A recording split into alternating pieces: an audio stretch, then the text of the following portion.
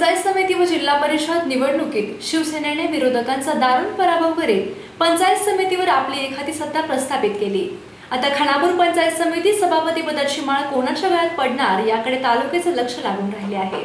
सभापती पदासाठी सौ कविता देवकर, सौ मनीषा बागल ही दोन नावे चर्चेत आहेत।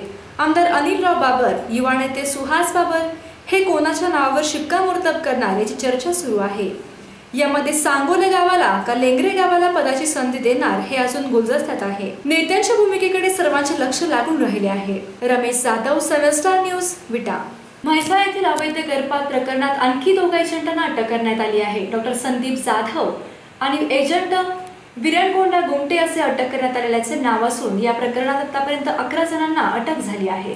संशयित डॉक्टर संदीप जाधव आणि एजंट विरणकोंडा गुमटे हे दोघेही म्हैसाळ अवैध गर्भपात प्रकरणात डॉक्टर खिद्रापुरेसाठी काम करत असल्याची माहिती पोलिसांच्या तपासात समोर आल्यानंतर रविवारी रात्री उशिरा पोलिसांनी डॉक्टर संदीप जाधव आणि एजंट विरणकोंडा गुमटे या दोघांना अटक केली आहे। या प्रकरणी आणखी काही लोक पोलिसांनी रडारवर आल्याची सूत्रांची माहिती आहे। Arun Modak, 7 star news, Sangli. सांगलीमध्ये स्वाती जमदाडे या निष्पाप महिलेचा गर्भपात केल्याने मृत्यू झाला आणि म्हैसाळमधील गर्भपाताचे मोठे रॅकेट समोर आले। या घटनेने पूर्ण राज्याला हादरून टाकले। स्वातीच्या बलिदानाने अनेक गर्भपात होणारे रोखले गेले असले तरी स्वातीच्या जाण्याने आईवडील मात्र पोरके झाले आहेत। जे हे कृत्य करतात त्यांना भर चौकात फाशी देण्यात यावी अशी मागणी स्वातीच्या आईवडिलांनी केली आहे। सांगली जिल्ह्यातील मिरज तालुक्यातील म्हैसाळ हे कर्नाटक सीमेवरचे गाव। या म्हैसाळमध्ये डॉक्टर खिद्रापुरे याची भारती हॉस्पिटल आहे। येथे स्वाती जमदाडे हिचे 1 तारखेला गर्भपात करण्यात आले आणि त्या दिवशी स्वातीची प्राणज्योत मालवली। यावेळी स्वातीच्या घरच्या लोकांनी मुलीला मुलीच होतात म्हणून गेल्या कित्येक दिवसांपासून सासरचे लोक छळ करीत होते। त्यामुळे सासरच्या दारातच स्वातीचे अंत्यसंस्कार करण्यात आले। यावेळी मिरज ग्रामीण पोलिसांनी या प्रकरणाचा तपास करीत असताना 3 मार्चला डॉक्टर खिद्रापुरे यांनी तब्बल 19 अर्बक पुरल्याची सापडली आणि एकच खळबळ उडाली। हा तपास सुरू असताना हे मोठे रॅकेट समोर आले। या रॅकेटमध्ये कर्नाटक, कोल्हापूर, बेळगाव इथेपर्यंत हे रॅकेट असल्याचे समोर आले। यामध्ये अनेक डॉक्टर आणि एजंट लोकांना पोलिसांनी ताब्यात घेतले आहे। स्वाभिमानी होती, मनमिळाऊ होती, कधी सुद्धा कोणाला उलट बोलली नाही, कवा रागाने बोलली नाही। काय सगळं काय मागल ते आजीलाच, मलाच, बाकी आपल्या आईबाला देखील म्हणायची नाही। आजी मला आमकं पाहिजे म्हणलं की मी काय बी करून तिचं हट्ट पुरवत होतो। खायला मागल ती देत होतो। शाळेचा खर्च सुद्धा मी बऱ्यांच्याकडे मागून घेत होती, पण 7वी पहिलीपासून 10वी पर्यंत माझ्याजवळ शाळा शिकून मी मुली लावून दिल्या। तिचा आजू वारल्या, माझी साथ सुटली। त्यांची इच्छा होती हायस्कूल मग तिकडं पुढं मिरजला जाऊन शिकली, पण मी एकटी पडली म्हणून मी आईवडिलाकडे मुली ह्या सोडल्या। पण तुमच्या मुली तुम्ही आता सांभाळा, माझी साथ सुटली। आजूबाजूला असत होतं तर मी मुली लावून देत होतो, माझं मी आणि पुढे शिकवत होतो। पुढे शिकवलं असतं तिच्या बरोबरच्या पोरी गल्लीत अजून शिकते त्या। ही लगेच बी नव्हतं आणि असलं घडत पण नव्हतं। काय सांगायचं मला, आणि ह्याच्यापेक्षा काय सांगू। 4 वर्षाचीच कथा आहे बघा, ही काय लई द्यायची पण नाही। लग्न झाल्यामुळं असं झालं, पोरी गेल्या आजूबाजूला, त्यामुळं ही घडलंय सगळं।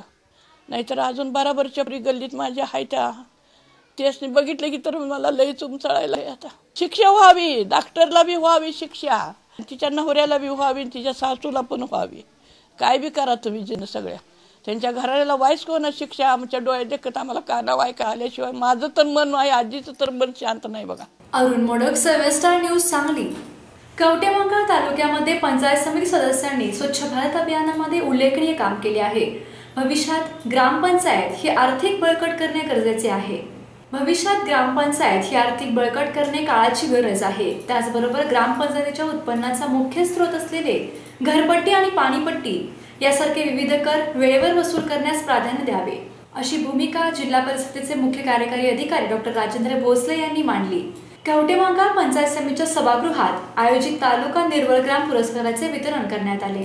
प्रारंभी दीप प्रज्वलन वसंत गाडगेबाबा महाराज यांच्या प्रतिमेचे पूजन डॉक्टर राजेंद्र भोसले, गटविकास अधिकारी SS माने, सभापती वैशाली पाटील, जिल्हा परिषदेचे बांधकाम सभापती भाऊसाहेब पाटील उपस्थित होते। कवटेमंकाळ पंचायत समितीचे तत्कालीन प्रभारी गटविकास अधिकारी ज्ञानेश्वर गुरव यांनी पदाचा पदभार स्वीकारल्यानंतर तालुका निर्मल करण्यासाठी सर्व कर्मचारी, नगरसेवक, गावोगावचे सरपंच यांचे संघटन केले। त्यांच्या पुढाकारामध्ये कवटेमंकाळ तालुका निर्मलग्राम मोहिमेत विशेष योगदान दिल्याने पदाधिकाऱ्यांनी यावेळी बोलताना सांगितले। सनी लोंडे, 7 स्टार न्यूज, कवटेमंकाळ। बुलढाणा जिल्ह्यातील सैलानी बाबा दर्गा येथे दिनांक 11 मार्चला कडक पोलीस बंदोबस्तात मोठी होळी पेटवण्यात येऊन यात्रा महोत्सव आणि संदलची जय्यत तयारी सुरू झाली आहे। 17 मार्चला वाजत गाजत पिंपळगाव सराई येथून उंट्यावर भव्य संदल सैलानी बाबा दर्ग्यावर नेला जातो।